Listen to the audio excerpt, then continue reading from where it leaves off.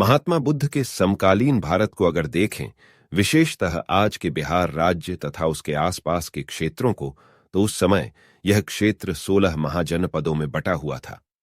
इन 16 महाजनपदों में से एक था लिच्छवी संघ, जिसकी राजधानी थी वैशाली।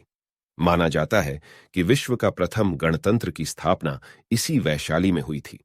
यह वैशाली आज भी इसी नाम से बिहार राज्य में इतिहास के कई पन्नों को संजोए हुए रखा है। इसी इतिहास के पन्नों में एक कहानी है आम्रपाली की, जिसकी सुंदरता ही उसकी दुश्मन बन गया था। आम्रपाली के माता पिता कौन थे, यह कोई नहीं जानता।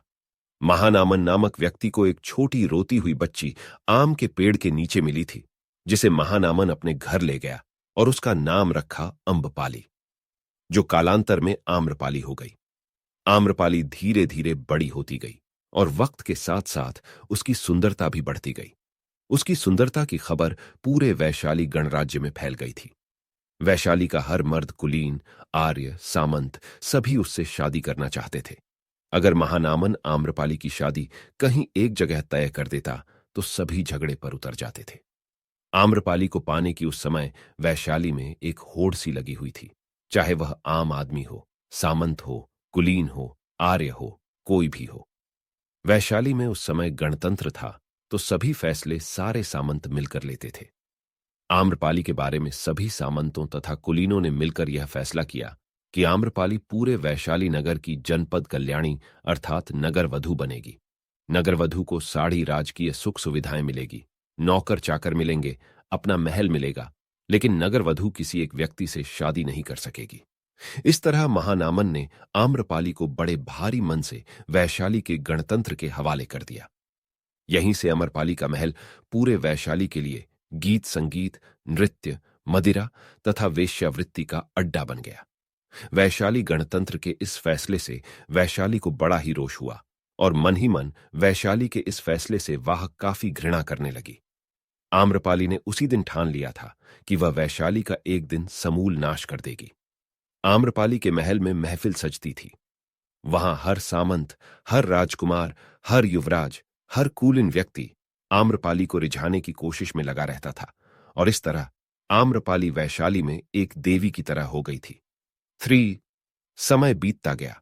आम्रपाली की सुंदरता की खबरें वैशाली से बाहर दूसरे राज्यों तक भी पहुंच गया था, जिसमें से एक था मगध साम्राज्य। मगध उस समय का सबसे शक्तिशाली राज्य था। मगध के सम्राट थे बिंबिसार तथा बिंबिसार की पहली पत्नी से पुत्र था युवराज अजातशत्रु।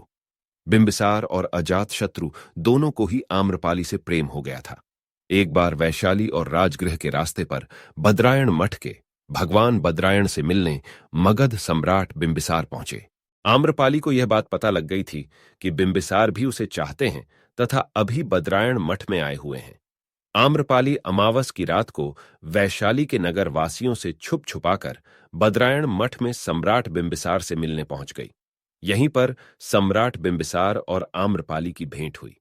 सम्राट ने आम्रपाली को देखते ही उसकी सुंदरता पर मोहित हो गए और आम्रपाली के सामने अपना प्रेम प्रकट किया।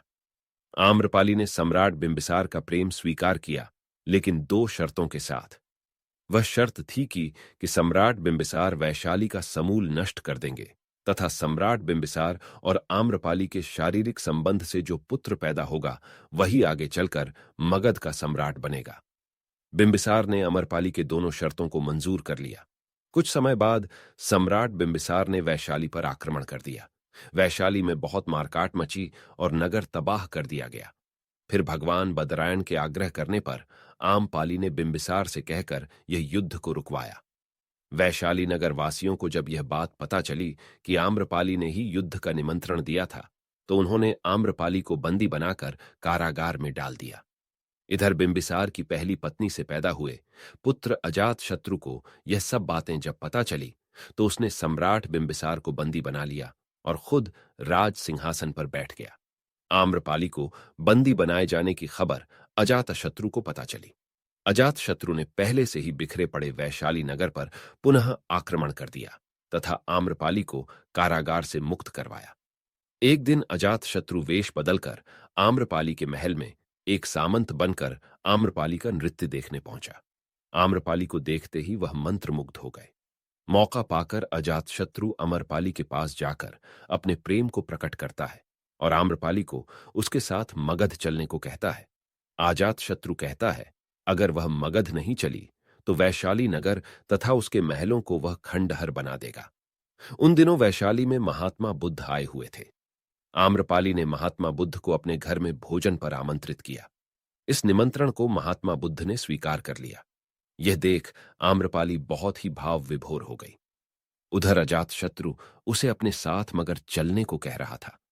आम्रपाली का राजपाट, युद्ध, ऐशोराम से मन ऊब गया था और उसे इन सब से घृणा होने लगी थी। अंततः आम्रपाली ने महात्मा बुद्ध के शरण में जाने का फैसला लिया और एक बौद्ध भिक्षुणी बन गई।